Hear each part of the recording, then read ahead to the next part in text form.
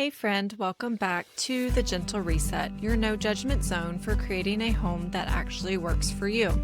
I'm Allison, ADHD, home and systems coach, former occupational therapist, and mom of two, and I'm so glad you're here. Last week in episode 27, we talked about the fast shifts that happen during a room or closet makeover, how quickly things like decision fatigue, emotional weight, and even the feeling of a space can start to change when you focus on one area at a time. Today, I want to take you behind the scenes and show you how these changes actually happen, what we're really doing together during a room makeover, and the parts most people don't see on Instagram.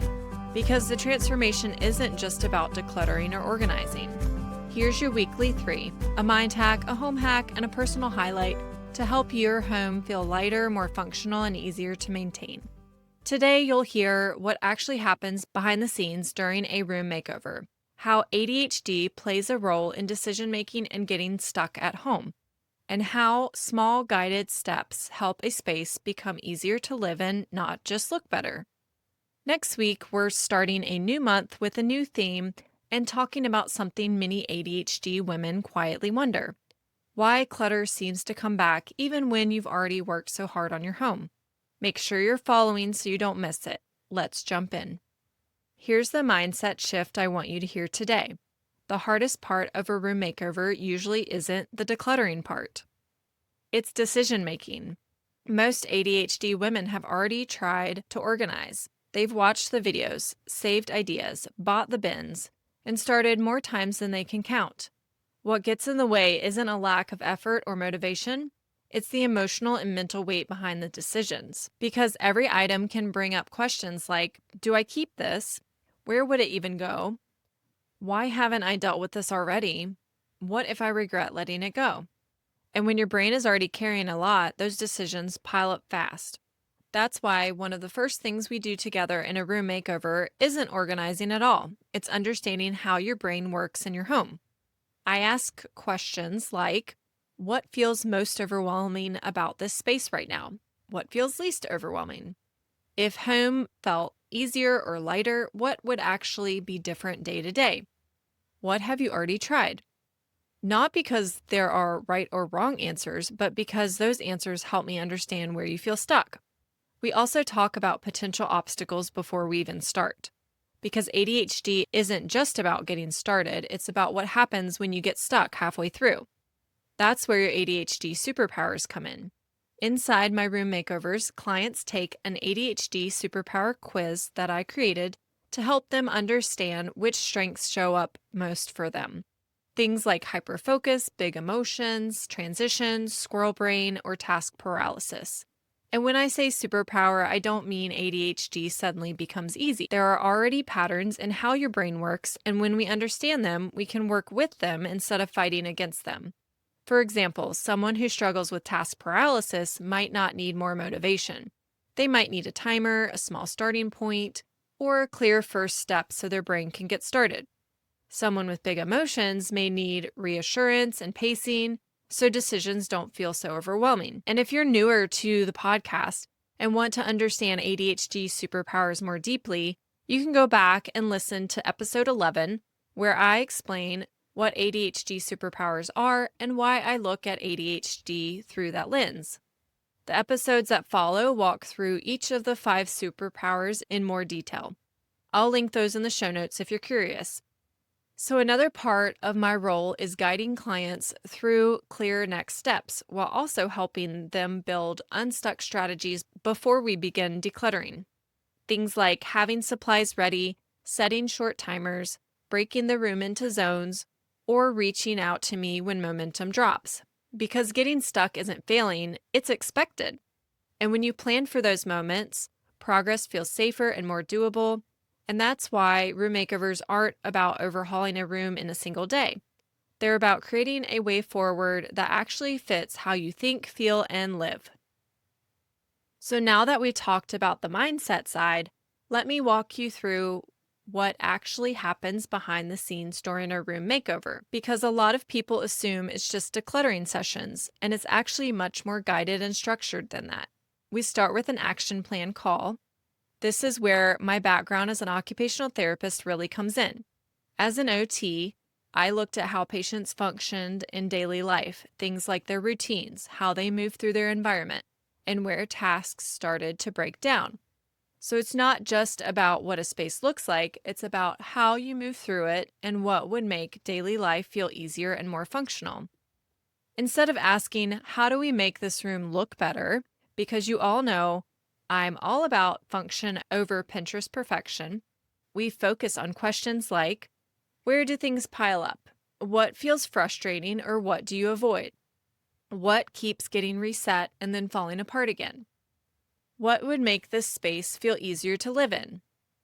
We talk through what they've tried already, what hasn't worked, and what feels most overwhelming versus least overwhelming because that helps us decide where to begin.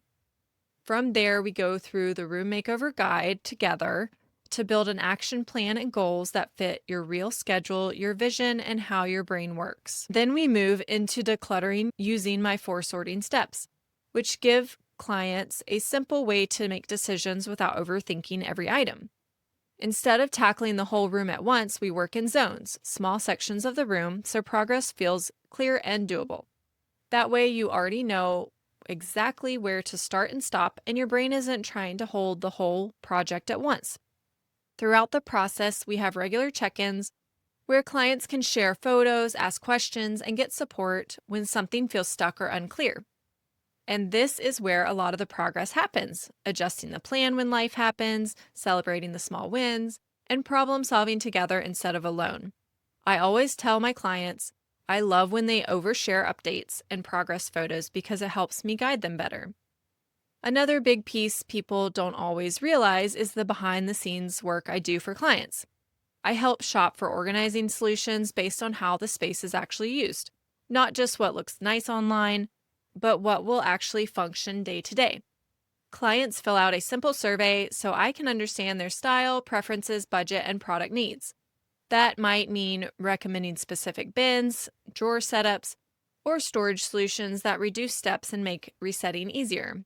And for many room makeovers, I also create a floor plan design so clients can visualize a new flow for the room before moving everything around. That visual clarity removes so much decision fatigue. And once the space is complete, we don't just stop there. We create a maintenance plan together, simple rhythms and reset strategies so the space continues to work long after the project ends. Then 3 months later, I check back in.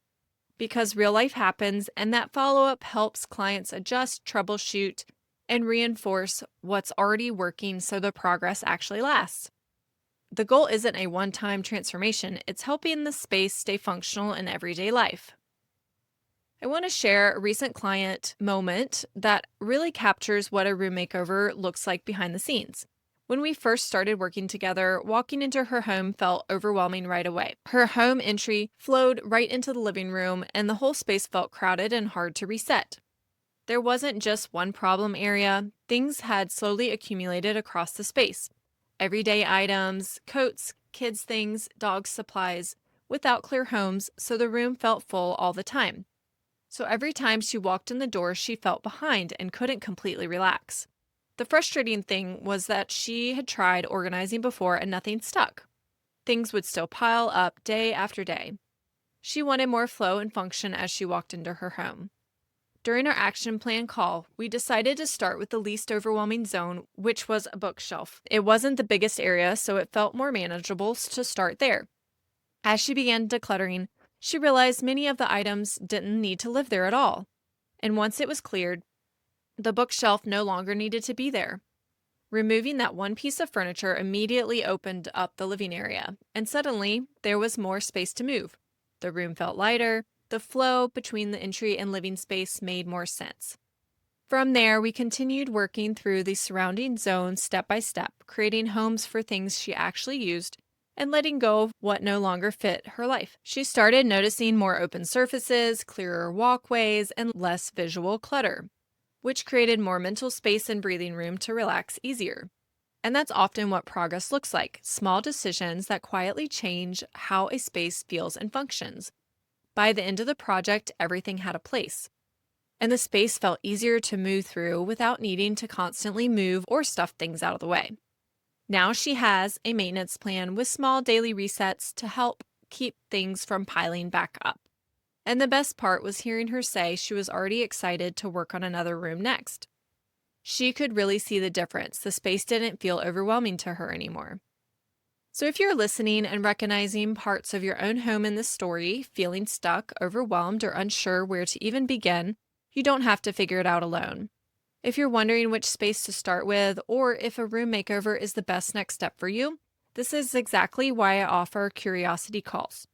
It's a calm, judgment-free conversation where we talk through what's feeling hard in your home right now, what you've already tried, and which space might make the biggest difference to start with.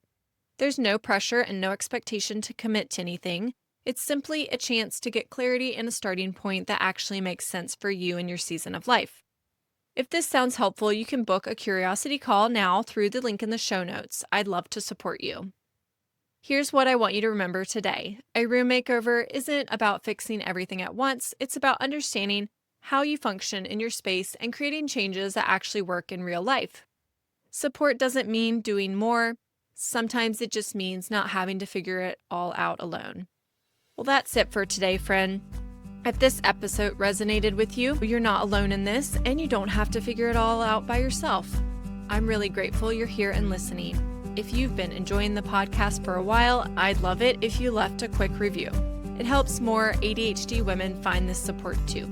Remember, one small shift at a time creates momentum. You're doing better than you think, and I'm so proud of you. See you next week on The Gentle Reset for another weekly 3.